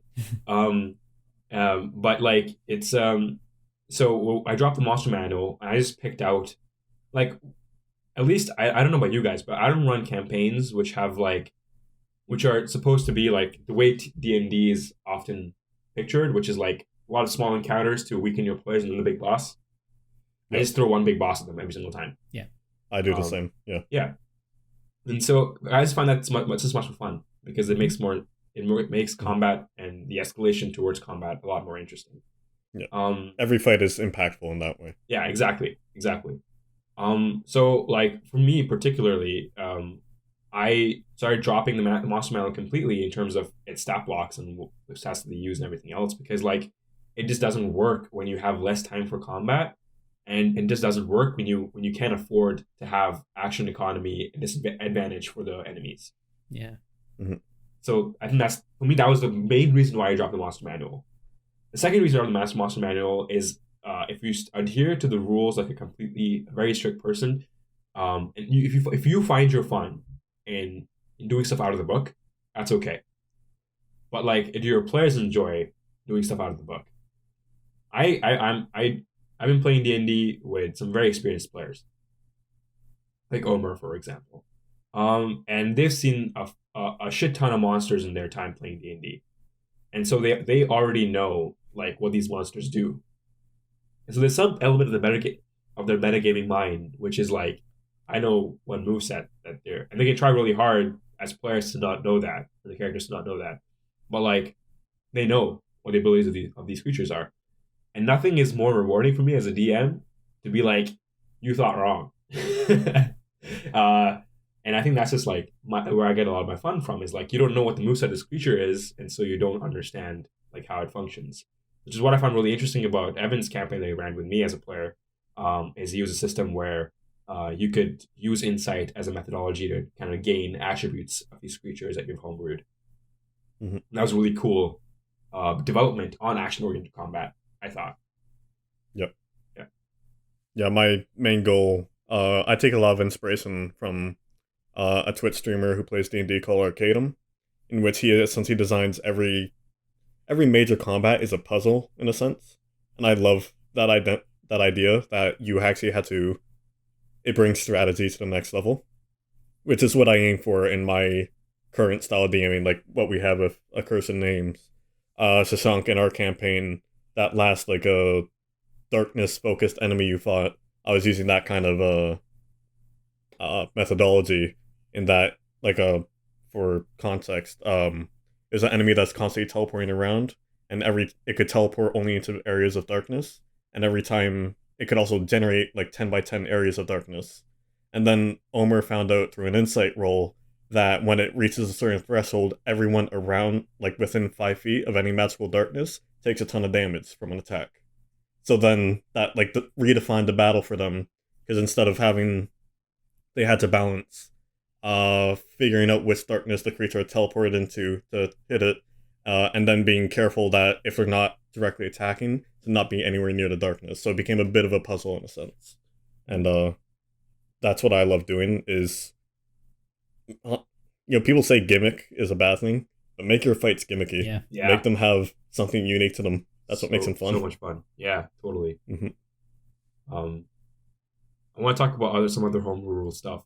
I started using, it's not necessarily homebrew, it's actually in the DMG, but the alternate initiative rule in the DMG. It's on a later page of the DMG, but I've been testing it out just because I wanted to test it out. And it's really cool. When the party's all together, the alternate initiative so the way it works is that like there are two initiative counter. There are just two initiatives: the party and the enemies. and the party can choose how which player in the party goes first, and then the order of player actions.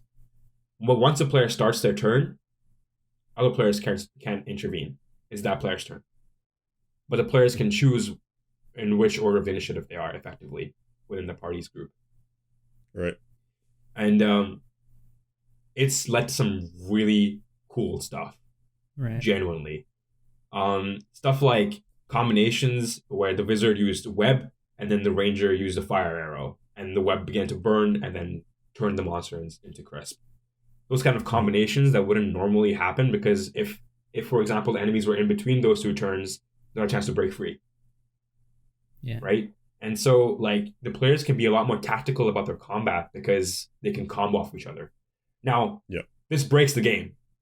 I'll say this much. It breaks the game. If you're using monster manual monsters, it's not going to work because your monsters are going to die in 2 turns. Which is why you don't use a monster manual. But like, that's why I don't use the monster manual. And now that I've committed to this kind of initiative style, I'm able to actually really break the game even more. Yeah. And I think I'm having a lot of fun in my homebrew breaking the game completely right now. In my one-on-one sessions, which I've been running with my party recently, because the party reached this really important like end of a major arc in their storyline, and now they're taking a little bit of a break, and they're doing side quests. But side quests are all really related to the main quest. And so in the side quests, I've decided to give every player a legendary item that I've made. Nice. These items are broken. Mm-hmm. Yep. They're broken items. And some of them are a little bit more balanced according to the rules of D&D. And I made sure that they have a little bit of balance to them. I made a new mechanic called Exert. And I'll go over how it works. I think you might find it interesting how this Exert mechanic works. So, Exert. This item can be used once per long rest. However, you can choose to exert the item by expending magical potential or potential recovery. The required exert cost increases with every single use. Mm. And I think this is really important because a lot of legendary items, they're like, here, you can cast daylight once per long rest. Okay, that's a choice, I suppose. But how meaningful is it? Right? Right. So here's the thing. You could use there's some really cool items here, right? One of the items like allows you to effectively like leap and smash. Like it's one of those like MOBA abilities where you take your hammer and just leap off the ground with a giant arc and then like bring the hammer down in a giant crash and AoE damage. And so like the way the exert thing works is that you can use it once per long rest by default. That's the item's ability. But you can choose to use it even more times in the single combat or like in your encounters. So the first time you use it, it's free. Second time you use it, it costs 1 spell slot or 2 hit dice. Second time you use it, it costs 2 spell slots or 4 hit dice. Third time, it costs 3 spell slots or 8 hit dice. The fourth time you cast it, anytime above the third time you cast it costs 4 spell slots or 12 hit dice. And so the exert cost keeps going up as you push the item further and further, therefore making your choices a lot more important. Like, if we were in a dungeon crawl, should you use your hit dice to use the exert ability in a time of need? It's a really meaningful decision, I feel, suddenly, because you're not just, like, using your item being like, hey, I have daylight, this sword I have, and I cast daylight. And, like, cool, whatever. Once per long rest, sounds good. Now it's a little bit more, you can use it whenever you want at a cost. And I think now suddenly the homebrew is a lot more meaningful in nature. I mean, broken, but it's meaningful. Yeah. I think that's more valuable. Yeah, definitely. Mm-hmm. Yeah. That's really cool. Yeah. I can send you the template for this later and send some of the item descriptions if you want to take a look at them. Oh, yeah. But I'm really proud of this homebrew, and I want to put it on DM's Guild. Dungeon Masters Guild, but I feel like people are gonna scream at me for breaking the game. Yeah, that's what happens when you post your D&D stuff online. Is someone doesn't like it? Yeah. Yeah. Whatever. I might just do it anyway. Yeah. Yeah. One thing I found is before the end times we're currently in, I found this at a garage sale. It's a giant box. I don't know if you can read the writing there, but it says Advanced Dungeons and Dragons. And it's a giant box of the AD&D trading cards. They were trading cards? Which have like items, people, monsters, and it's AD&D, so it's all like super hardcore and gonna kill you. Mm-hmm. But it's really good to just like pull a random card out of there and be like, okay, you're getting an elixir of madness. I'll redesign it for 5e, but it does whatever. Yeah. Yeah. Yeah. A single sip of this elixir causes someone to be affected by the spell Confusion forever. Why not? Oh, forever? Right. Only breakable by heal, restoration, or wish. Oh, what is this, Kingdom Death Monster? But yeah, just like pulling that for inspiration. Not pulling it directly. Like, I'm not going to permanently debuff a player with Confusion. But just getting random inspiration from the art or what the intention was can be quite fun. Yeah. It's a physical die table, essentially. Yeah. That's really cool. Yeah. That's So really I've been cool. enjoying that. Nice. So I also homebrewed for my paladin, pulled a card Pick of Many Things, which I also homebrewed. And the card effect was whenever the paladin casts a spell of 3rd level or higher, they trigger a wild magic effect. Mm. And I'm starting to really so Boris is listening to this probably, but you hate randomness. I love randomness. I have a love-hate relationship with it actually, but with the Wild Magic table, since I've curated it myself, I love it because like whenever the player rolls something stupid, it's so much fun. During their one-on-one adventure with their in-game brother and that I was DMing with them, they ended up using a 3rd level create food and water, I believe, to block a pathway, and they ended up like pulling their bear from like 65 miles away into their location randomly, just like poof in, and I'm like, yeah, that just happened, cool. I love homebrew tables so much. They just add like tons of flavor, especially if you've curated some of the random effects. Yeah, right. Consider it. I think curating random effects is actually a really cool idea because then it's a form of controlled randomness, right? In the end, you don't put anything in there you want to break your game really hard. Yeah. Yeah. I think Atty, for the Accursed Names campaign, if I had more time to prepare, that life spring pull that Zoe did, that absolutely would have been off of a random table. But instead I just rolled 3D 100 and decided how bad it was, and luckily it was actually amazing. Damn. Yeah, that would be so fucking cool. I mean, I didn't expect her to do that, to be honest. Like, I just didn't expect that to happen in the game, but it just happened. And it's like, wow. Yeah. I can't believe it actually do that. Yeah, I tried setting it up. It's like, hey, this is a very addictive substance. You're fighting someone who's been warped beyond belief into a monster because they drank it. Yeah. And then the former alcoholic immediately drank it.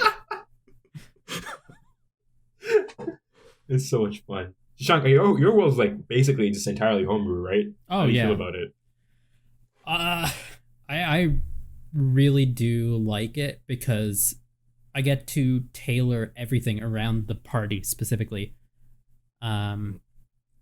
So all the side quests and stuff, my party does not trust me. Like, specifically me. They have rolled insight on every single character except the ones that have been lying to them. They've even rolled insight on me as a person. So I've been leaning into that. I've been like leaving really cryptic hints in our session reminders. I've been making more and more side quests where they have to like figure out who's telling the truth. Stuff like that. That's really cool. Yeah. And then with like encounters and magic items and stuff, they're also very tailored. Yeah, I mean, I saw the custom spell that your player made when I was hanging around your foundry session. That was broken. That was really fucking broken. That one broke like internal party balance. Yeah, so we've changed that one. Well, you know what the cool thing is about making homebrew, man? It's like, even if it is broken, you find out really quickly. You just patch it. Mm-hmm. It's like early access. Yeah. Iterative process. It's like early access. I think we've like shilled iteration in this podcast like a bajillion times already. It's sure. Just because it's like the most important part, really. Yeah, any kind of game design or development, really. Yep. Yeah. So that's pretty cool. By the way, I've been thinking about like using other stuff other than Roll20 when I get my upgraded PC. But like, I've also been thinking of using tabletop sim. Yeah. Because like everyone has tabletop sim apparently. Like, have you guys tried like playing D&D in a 3D environment like that before? Does it work? I've watched it. It always seemed a bit clunky. Yeah. I guess it kind of depends on if you're using like actual like their animated figurines or if you're just using flat tokens. Yeah. Flat tokens are a lot easier to move around and you're not going to knock other stuff around. Mm-hmm. Right. But it kind of just brings in the inconvenience of real life tabletop, in my opinion. And it doesn't necessarily offer all the tools to speed things up that an online environment brings. That is one thing. I don't know if my game can survive moving into the physical space. Mm-hmm. Which is that's bonkers, right? Because you always talk about how some campaigns didn't survive the move to online. Yep. But my campaign, like, I make a lot of battle maps and town maps using different softwares. I borrow art from online. Mm-hmm. And so, like, moving into the physical space, I don't know if a lot of that magic would transmit. It's the same for me. Like, my encounter design would not work in pen and paper. It works because everyone can do, like, a communal notebook for encounters and to figure out what the solution is. Oh, word. Yeah, I didn't think of that. Yeah. Damn. Yeah. It's like if every player had to write down in a notepad, okay, this ability does 48 only if 3 people are nearby and it's at this stage of the fight, everyone would hate that game. Yeah. Yeah. But you can just look at a doc on like a second monitor and be fine. Damn, I didn't think of that. That's true. That is a very big convenience point. Mm-hmm. Mm-hmm. That brings me to my next question for you guys. Like, when we can finally go back to meeting people in real life, are you guys gonna try and bring your D&D games back to the table, or like you're gonna keep it online? It's tough. I think I will try it at least, because my players, the main draw for them is RP, which I feel like would be enhanced in person. I love how you're saying this, like as if we haven't done this already before. It's like, I imagine it would be enhanced in person. It's been so fucking long of us doing it online. I mean, this podcast has been just in quarantine, so. True. Yeah, I think for me, I'm looking to change how I DM at a fundamental level. Like, I want to do more of a Kirsten Names, less of a Mira, for both of you to know, more short-term focus campaigns than long-term, like, Critical Role style. And I think, in general, like, that'll allow me to do a bit of both, but I'll probably focus online, because I think it's just easier to organize and I can do cooler stuff. That's fair. Yeah. I mean, I personally agree with your point, Evan, that, like, I've been using these really, really fancy battle maps. People have been putting it on r/battle maps and stuff like that, and they've been so really, really good. And I've been using Dungeon Painter Studio 2 recently to try and make my own. And it's been, like, going back to a time when I have to use, like, give me once. Do I have it over here? I don't have it over here. But, like, like the dry erase grid, right? That's what I used to use in person, and imagine going back to that is like really strange. Yeah. Because like I've just gotten so used to having the environment detailed out for you by other people. Yeah. That you don't have to worry about the details. I had one session during quarantine with my party when things were tamed down a lot before it spiked up again in Edmonton. And we all got COVID tested, so don't at me. But like it was that session felt so much different than the other ones did. Yeah. Because it was in person. Like the RP was just, you're right, it was genuinely just better RP. But the combat, like I used the dry erase grid, and there was no battle map, and then people were asking questions about like, so is there like a thing over here? And I was like, you wouldn't ask that question online because like it's already there on the battle map. You already see it. Yeah.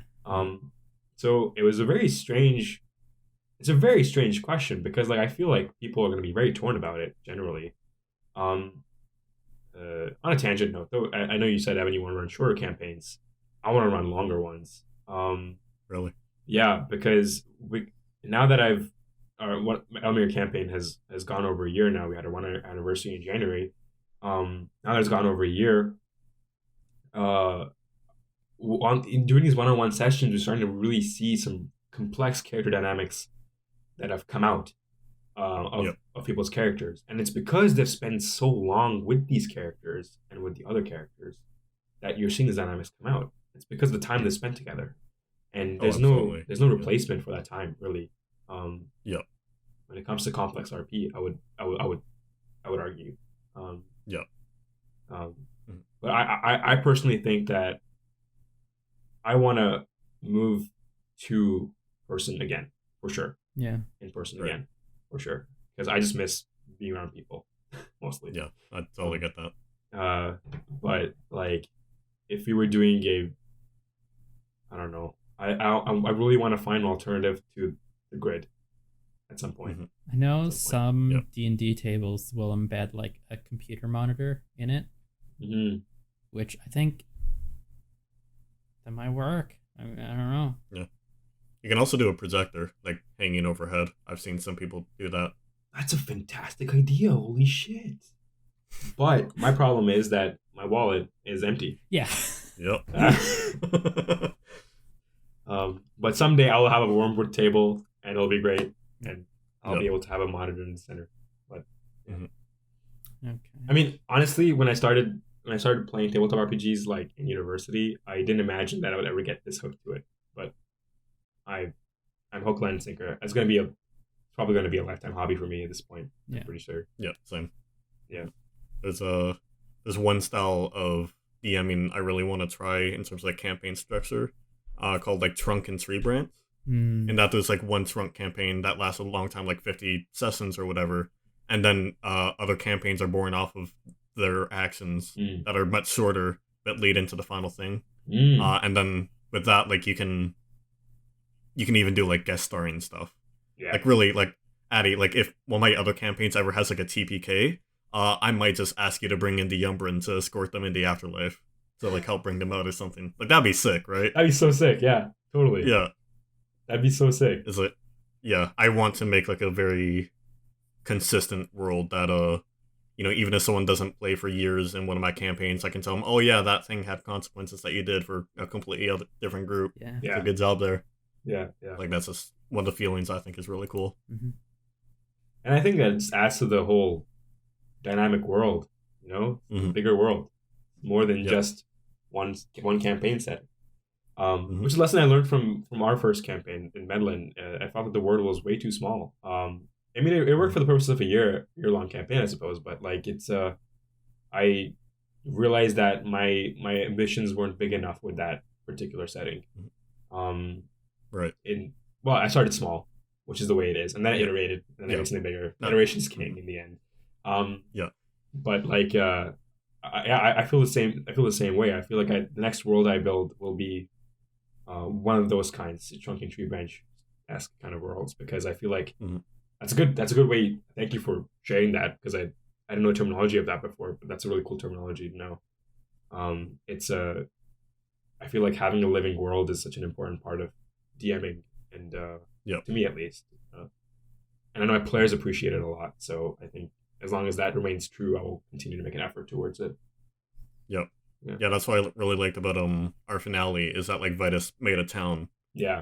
in the epilogue, and it's like doesn't matter if that's ever run again, but just thinking about if that was and like someone visited that town, like that's makes me happy inside. Yeah. You know? An alternate universe. Yeah, totally. That'd be really sick. It gives the players a lot more sense of permanence when you do it like that. Yeah. True. Random question for you guys. Totally tangential. Not necessarily a way to make either, but like, how do you guys feel about accents in your game? Oh boy. Okay.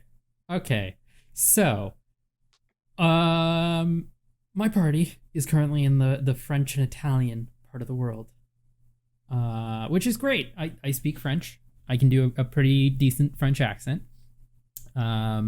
So I have actually been like speaking French in some of the sessions where they meet people who don't speak common. But as all things D&D, you get addicted. And they're going to the Russian part of the world next. I may have been learning Serbian on the side. A Duolingo? No, I'm like going online finding phrases, trying to make sentences, read stuff in the language. God. Yeah, God. Learn it from the bottom up. Yep. Jeez. That's intense. Holy shit. And like, this world I've made is too multicultural for my own good. I'm gonna have to learn. I don't have it on my whiteboard anymore, but I've got Serbian, Hindi, Russian, Japanese, and like Scots. Yep. What the fuck? Okay. Yeah. See, I don't do that because I'm awful at voices and accents. My vocal range is very crap, so I focus more on just giving unique features to different people that may be common to their area, similar to an accent, but less accent focused. Like some people, like a group of people who doesn't speak common well might use a lot of filler words, might use a lot of ums and uhs and stuff like that. And then, if someone starts speaking to them, like say they're elves, speak to them in Elvis, and all of a sudden they're very fast speaking. Yeah. So I focus more on what I'm saying than how I'm saying it. Right. Yeah, it's really clever because like it's like you can tell what kind of language something is, or like if it has an accent just by abiding by a certain stereotype that you've created for that language. For example, like if all people in the northern part of your world end the sentences with a, or in some of the Canadian, no, I'm kidding, but like that tells something about them, right? That's a personality trait at that point. Yeah. For those characters. Yeah, it's really cool. But how do you feel about it as players, like rather than being DM? It's not as important as a player. Mm-hmm. I say that as someone who has completely gone off the deep end as a DM. Yeah. As a player, it's not that important. It's cool, sure, gets the character across, but that's about it. Yeah. How do you feel about it, Evan? Yeah, I mean, I think it takes a certain level of being versed in the world to realize, or like be able to actually identify an accent, not by its like real world stuff. Let's say like British is specific to a certain country in your world. You're not really gonna understand that until you start seeing a pattern with either a lot of British accents, or you go to that place where it comes from. So it can be useful for like building a character, like Shashank said.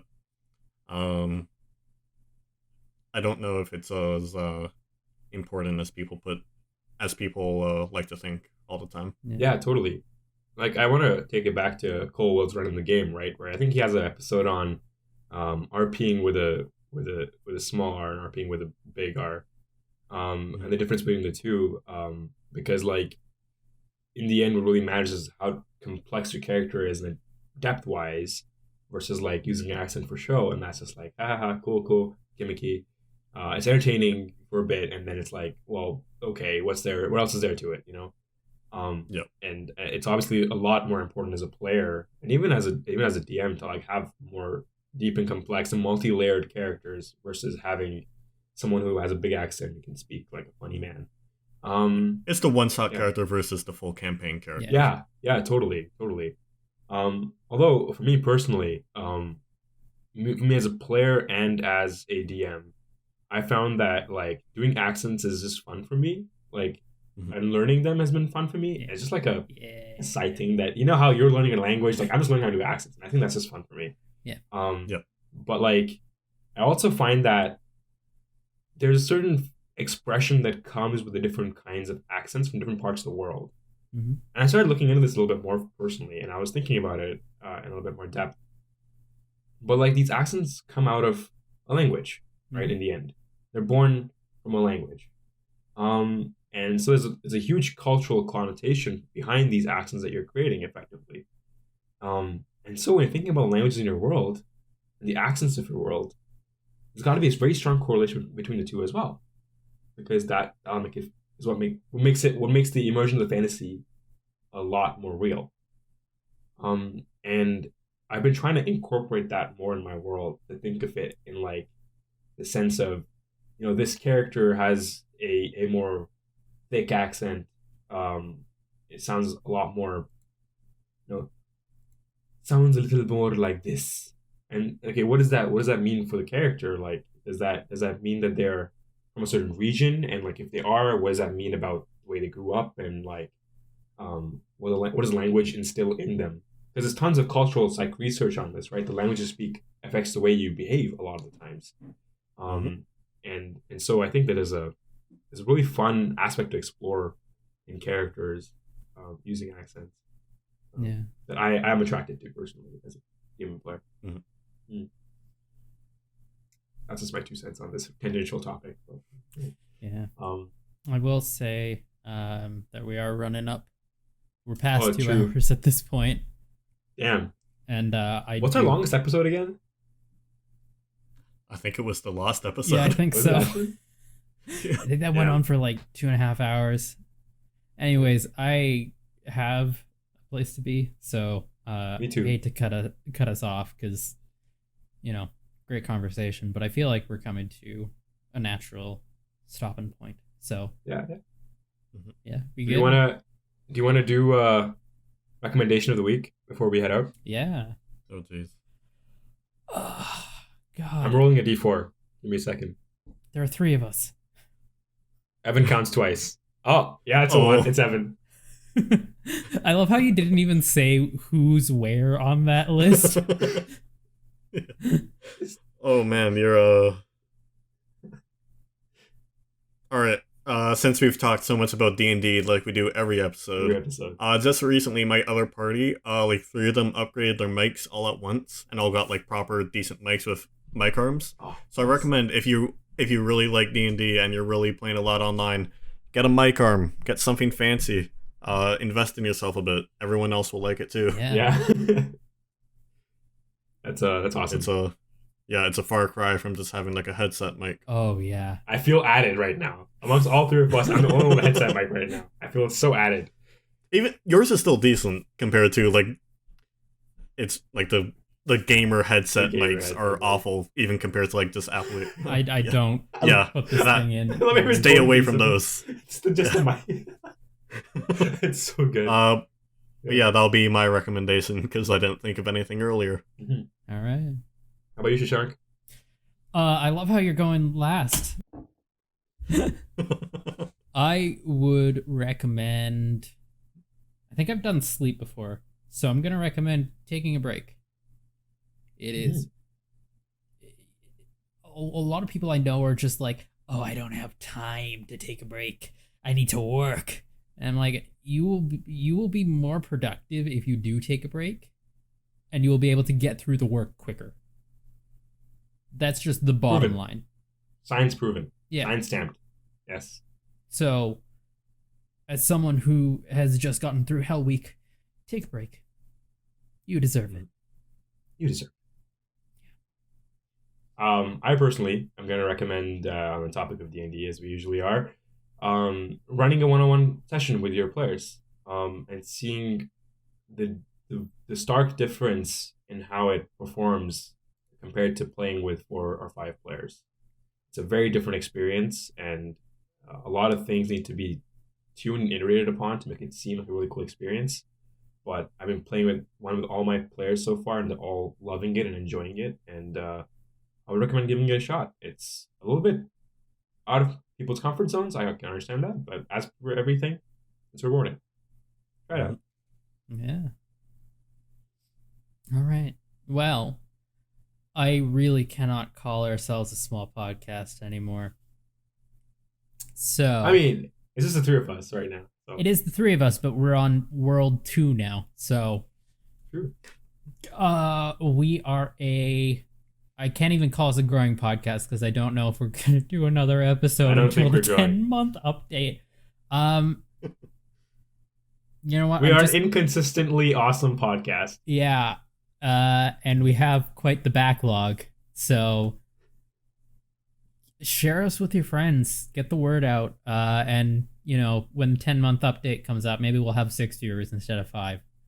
Yeah, and maybe if you want us to talk about anything and know our thoughts about something, comment and let us know. Mm-hmm. Yeah. Mm-hmm. We tell us we're talking too much about D&D. We won't listen, but we will read. Yeah. But you can join a Discord server too. It's pretty cool. Yeah, go to thegamesden.ca and you can find a link to our Discord server. It's hopping. It's real great. We're doing weekly meetings. Really great community. Yeah. With that, snap in. Okay.